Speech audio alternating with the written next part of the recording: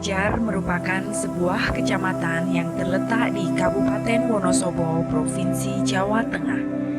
Kecamatan Kejajar memiliki luas sekitar 5.761 hektar dengan topografi sebagian besar bergelombang dan memiliki kelerengan yang cukup curam. Sebagian besar masyarakat Kejajar berfungsi sebagai petani lahan kering. Tanah yang subur dan kepemilikan lahan yang sempit menjadikan penggunaan dan pengolahan lahan di sana dilakukan sangat-sangat intensif dan masif. Bagaikan dua sisi mata uang, tanaman kentang yang sebetulnya baru dikenalkan di Kejajar sejak tahun 80-an memang secara nyata telah mengubah wajah Dieng, meningkatkan taraf hidup petani di sana, namun di sisi lain juga telah mengubah lanskap Kecamatan Kejajar. Mengingat kondisi topografi dan pengolahan lahan yang intensif, maka diperlukan usaha-usaha konservasi baik secara vegetatif maupun sipil teknis untuk menjaga kondisi lahan agar tidak mengalami kerusakan. Assalamualaikum warahmatullahi wabarakatuh. Saya Pak Ramadan ya dari Desa Tambi, Kecamatan Kejajar, Kabupaten Wonosobo, di mana saya PKSN di wilayah Kecamatan Kejajar. Tentunya selalu mengajak merangkul kegiatan-kegiatan KTH yang ada di Kecamatan Kejajar.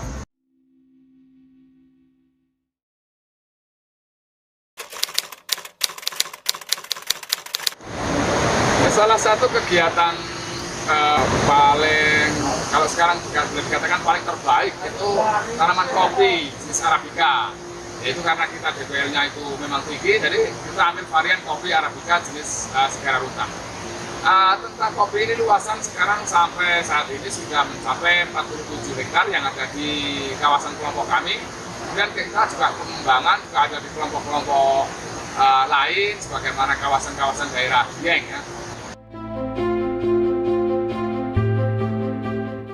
Kemudian kalau kemitraan kemarin tahun 2016 kita sudah kemitraan dengan Indocom Citra Persada, jadi eksporter kopi Indonesia, di mana kita dibantu untuk memasarkan.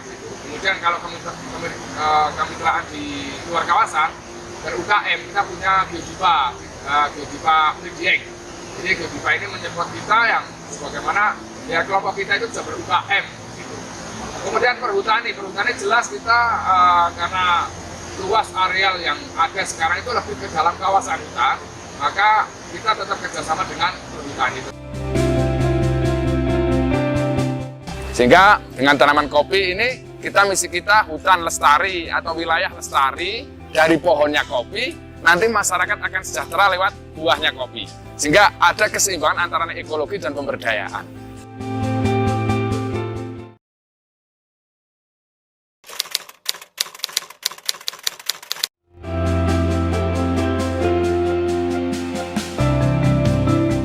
Tarsan kopi.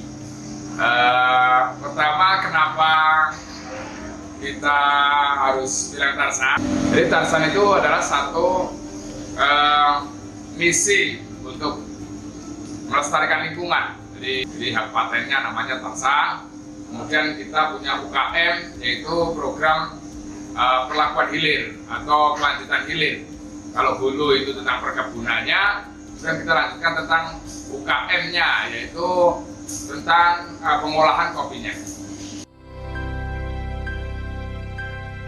Kalau tentang proses sendiri, yaitu tentunya ada kita proses-proses food wash dan natural, itu untuk internasionalnya. Kemudian kita inovasi-inovasi lain, yaitu tentang kopi honey, kopi wen, terus ada black honey dan sebagainya. Itu kita inovasi-inovasi proses supaya bisa menghadirkan rasa yang beda dengan yang lain.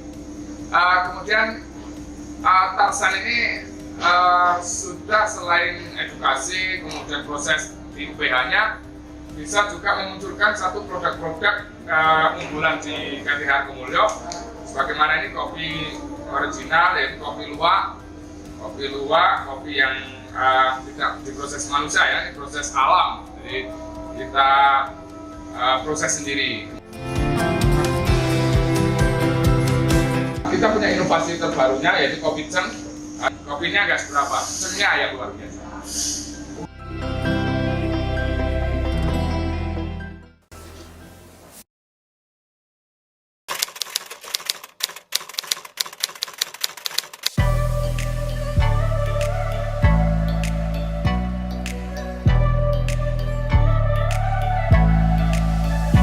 Saya saat ini dari tahun 2011 sampai tahun 2021 ini saya fokus bagaimana saya itu bisa mengupayakan pelestarian lingkungan, pelestarian hutan supaya menjadi contoh bagi masyarakat semuanya.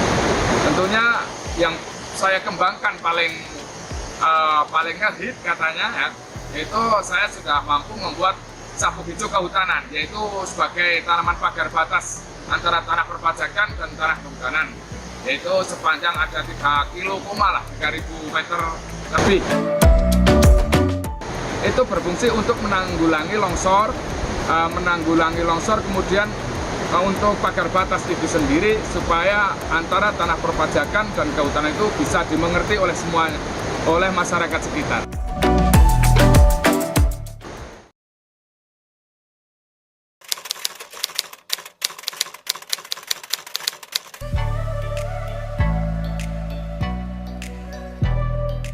Yaitu tentang wisata Bukit Setalang ini. Kenapa Setalang? Karena talang yang di situ itu zaman tinggalan sebelum Belanda, malah penjajahan sebelum Belanda itu ada talang, sampai sekarang talangnya masih ada, sehingga kita pakai nama Bukit Setalang. Yang di situ di area sekitar Bukit Setalang itu kita KTH sudah menanami pohon-pohon albasia sejumlah 4.000 pohon, dulunya 4.000 pohon. Kemudian ada pengembangan wisatanya sendiri di sini, yaitu Bukit Setalang ini selain sungainya itu memang luar biasa bagus, ini rencana ke depan mungkin untuk tubing, kemudian untuk sisir sungai ataupun nanti untuk ikan-ikan ya, ikan-ikan alam. Kemudian outbound jelas kita akan ada nanti outbound itu kita ada mungkin kalau bisa dinamakan tembak-tembakan apa ya, nah itu. Kemudian yang jelas brand pertama adalah ngopi di kebun. Jadi kita sudah buat kedai di kebun kopi, kemudian nanti ngopinya bisa langsung di sini, bisa ngambil paket ngopi di kebun bersama keluarga di alam bebas langsung. Kemudian camping ini bersama keluarga, nanti kita punya area untuk camping, jadi supaya bisa fresh ya, yang biasa penat itu juga fresh di alam bebas, kita ngopi sambil camping sambil sisir sungai.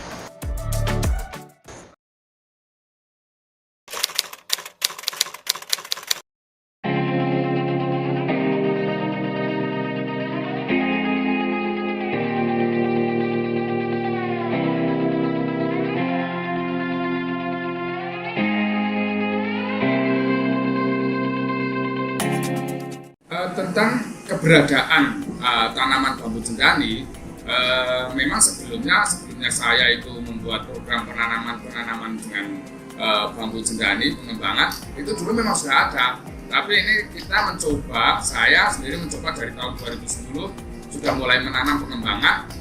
Pertama kali saya pengembangan di sabuk hijau kehutanan, tanaman pagar batas antara tanah perpajakan dan tanah negara.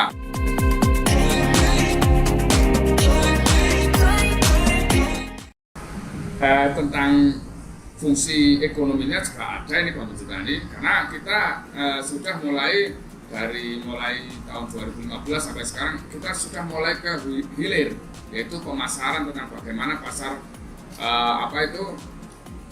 bambu cendani. Volume kita dalam panen per tahun itu 150.000 pohon, itu memang butuh waktu dan butuh tenaga yang sangat banyak. Maka dari itu, dari hal produksi itu kita sensusnya hanya paling batangan. Kita jual batangan, kita baru setengah jadi. Cuman kita lagi mempedulikan bagaimana volume tebang, volume panen itu meningkat.